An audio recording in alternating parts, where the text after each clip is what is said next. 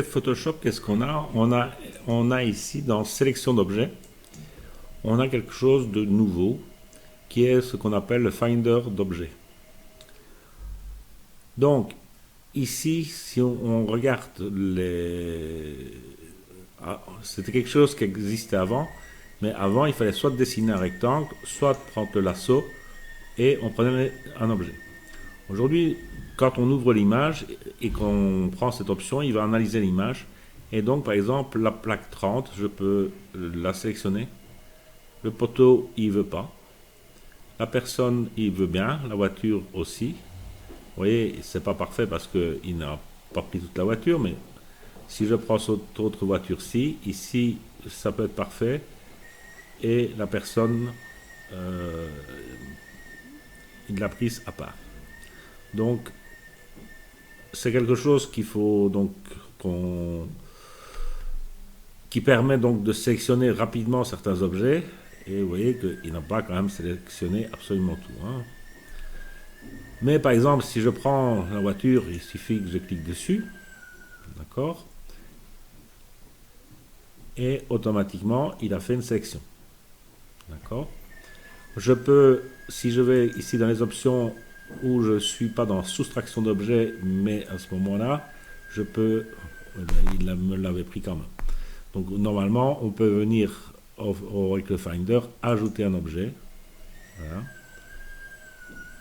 Si maintenant je me place ici en ajouter. Donc si je suis en ajouter, je peux sélectionner ceci.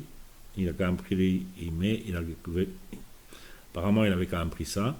Et donc je peux venir ici lui dire que je suis en plus et il me prenne ceci en plus.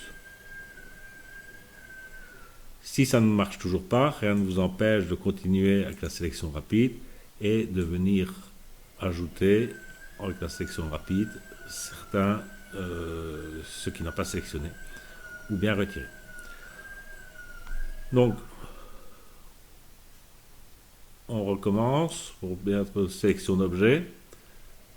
Dans l'image, par exemple, je vais sélectionner ceci, mais je suis en plus, donc il va me sélectionner ceci plus cela. Donc vous pouvez additionner. Si maintenant, dans les propriétés, vous les enlevez, voilà, il va faire de la soustraction. Alors la couleur, soit on met sur noir, ou on va carrément, moi j'aime encore bien de mettre le magenta, vu que c'est une couleur qu'on ne trouve pas dans beaucoup de nos images. Vous voyez, il l'a sélectionné. Une fois qu'il a fait ça, rien ne vous empêche de faire édition, remplir, contenu pris en compte, ok, et voir qu'est-ce qu'il va vous faire.